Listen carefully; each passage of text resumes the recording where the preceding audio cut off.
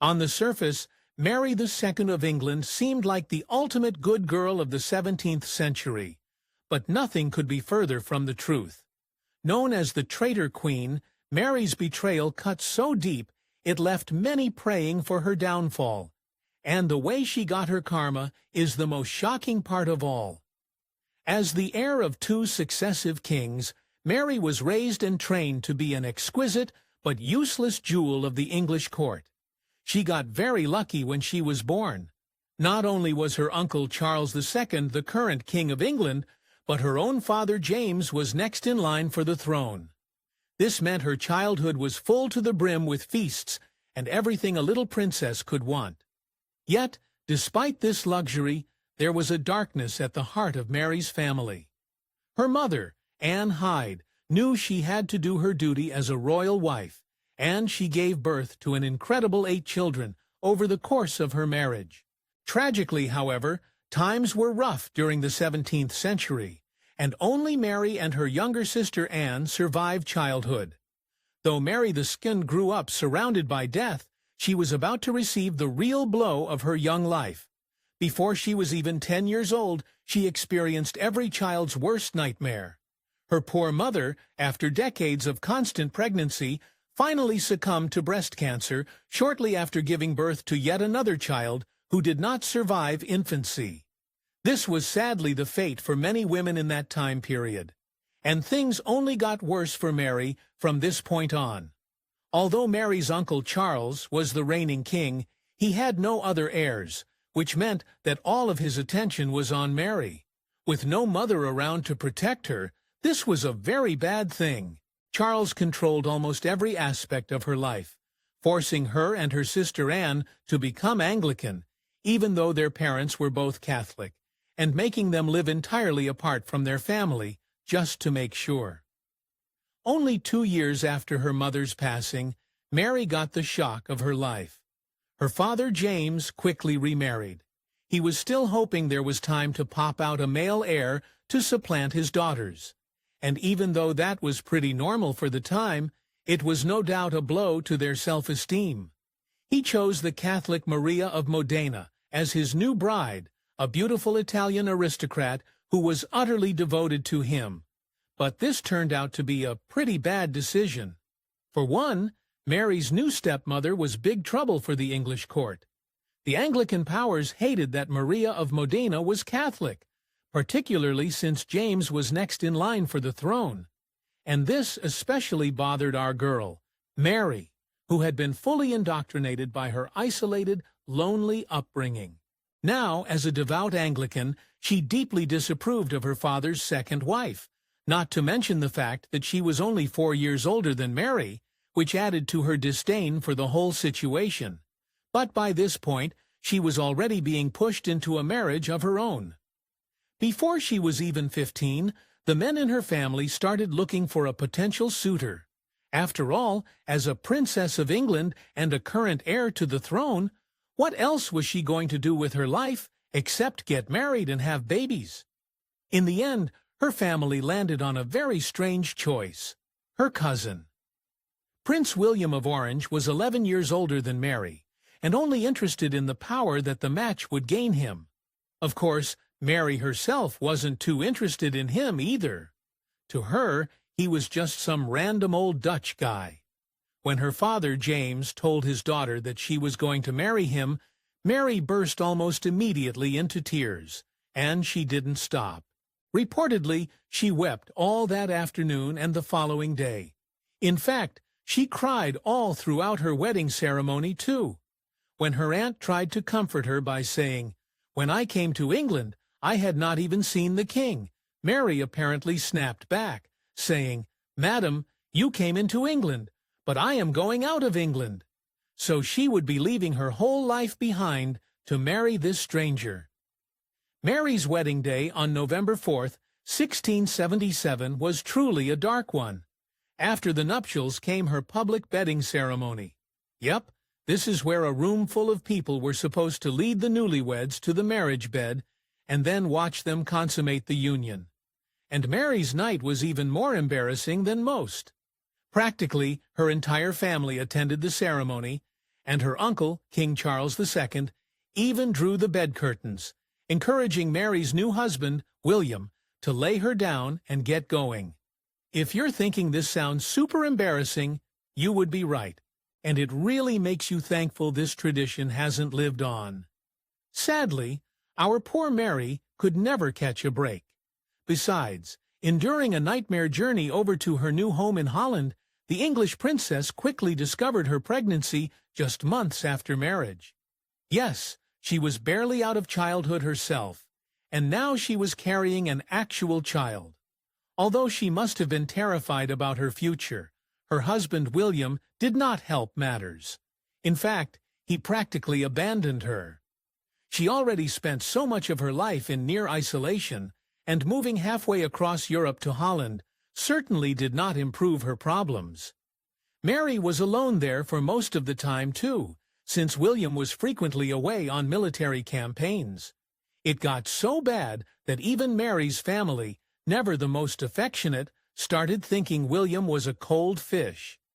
Eventually, she became so desperate to connect with him that while pregnant, she made the effort to visit him in the city of Breeder. Little did she know she was walking into an ordeal from which she would never recover. While in Breeder, Mary realized that something was seriously wrong. She eventually lost her pregnancy, and this kicked off a period of intense illness over the next couple of years. Indeed, many historians believe that it was this moment that rendered her permanently infertile. Whatever the case, it was a brutal loss of innocence, and, in hindsight, it explains why Mary suddenly turned on her own family and made the gut-wrenching decision that brought her the title of Traitor Queen. By the 1680s, both William and Mary were well aware that her uncle, King Charles II, was getting old, and that her father James was poised to become king. Let's just say they weren't too happy about this. After all, her father was still Catholic, while they were still the Protestant power couple. Now, Mary and James had never been particularly close as she grew up, and the cracks between father and daughter were starting to show in a big way. So there was already a lot of hatred brewing behind the scenes. Then, in February of 1685, when Mary was just 23 years old, King Charles II finally passed away, making her father king, and Mary officially the heir presumptive to the English throne. At the time, she was playing a game of cards when her husband came into the room and told her that she was this close to the crown. Nothing was ever the same again. From almost the moment her father became king, Mary transformed from daughter to rival. She hated practically everything her father did as monarch, and she could hardly believe that one of his first acts was to grant religious freedoms to some of his Catholic and other non-Anglican friends. She thought that this was downright illegal, and even wrote to the Archbishop of Canterbury to complain. Annoyed at his daughter's attempts to undermine him, James started to attack her marriage, and he wasn't subtle about it either. Soon enough, he was claiming that William was cheating on her with none other than one of her ladies-in-waiting, Elizabeth Phileas. And it's safe to say that Mary didn't handle this well. By this point, she had grown very fond of the husband she once despised, so she was completely enraged by her father's petty whispers. Nonetheless, she could not get them out of her head, and so she decided to see for herself. One evening, she posted up at Elizabeth Phileas's bedchamber at an ungodly late hour to see if she could catch William creeping out. Sadly, she didn't have to wait long to find out the truth. As Mary kept denying Elizabeth's store, she saw William slowly making his way out. Beside herself, she furiously confronted him about his cheating ways. Of course, the prince staunchly denied that there was any kind of affair going on between them, and Mary actually believed him. But even though she forgave, she definitely did not forget. Just in case there was any truth to the rumors, she fired her whole staff, including the offending lady-in-waiting, and sent them packing back to England. This is where the family feud really started to get ugly. From 1686 onward, Mary II watched in horror as her father grew more and more unpopular with her Anglican friends. Then everything came to an infamous head. In 1688, her stepmother Maria gave birth at last to a healthy male heir, James Francis, who would certainly be raised Catholic. The thought of a fully Catholic successor threw much of England into a tailspin, and now Mary herself was out for blood. People were so angry about the birth, they started saying that someone must have snuck the boy in through a warming pan to hide the fact that Maria really had another stillborn child. And you can guess who was a pretty big fan of this conspiracy. None other than our girl Mary, who was convinced that her baby brother was not really her brother. So she was doing everything she could to spread the rumor of his illegitimacy. Desperate for more information on the royal baby, she wrote to her sister Anne back in England to discover everything that she could about the circumstances of his birth. The reply back made her blood run cold. Anne also had doubts about the child's legitimacy, writing that she thought the pregnancy could have been a fake, saying, "Maybe it is our brother, but God only knows." With this, Mary needed no further proof that her father was trying to ruin her own claims to the English throne, all in order to secure a Catholic succession. This was really the breaking point for her. Still, no one could have predicted how far she would go for revenge. Just days after her baby brother's birth, Mary and William got a very indecent proposal. 7 high-ranking nobles in England sent a letter to the Dutch Republic, actually begging them to come over to England and invade, overthrowing Mary's father. Now, a beautiful daughter would have said no, but of course, Mary was not that person anymore. Over the next months, she and William plotted one of the most notorious betrayals in the annals of English history. And it was Mary who convinced William to take up the call. And by November of 1688, she had completed her treachery. That month, William's forces landed in England and all too easily routed the English in what everyone soon called the Glorious Revolution. In another month, her father James fled to France with his tail between his legs, abandoning his kingdom and leaving his daughter with her bloody spoils. The deed was finally done, and as Mary soon discovered, it could not be undone. When she heard of her father's disgrace, you might think that she felt triumphant. After all, she had everything that she wanted now, but it was quite the opposite. Slowly but surely, the lingering guilt started creeping in, guilt so strong and so destructive that it would eat her up until her dying days. To the outside world, Mary declared that she had only wanted to save church and state, but deep down she knew that she had desecrated the commandment, "Honor thy father."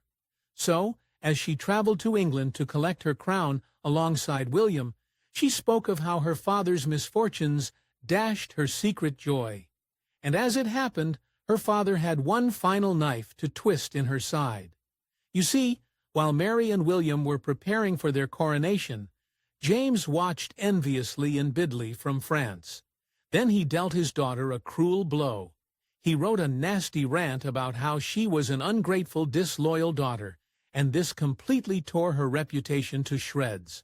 When Mary and William entered London for the first time after their glorious revolution, Mary was so distraught about her father that William had to order her to be cheerful. And her shame was only made worse when the Archbishop of Canterbury refused to perform the coronation because of the couple's invasion. Of course, she was still made queen, so by this point she had achieved everything that she ever wanted.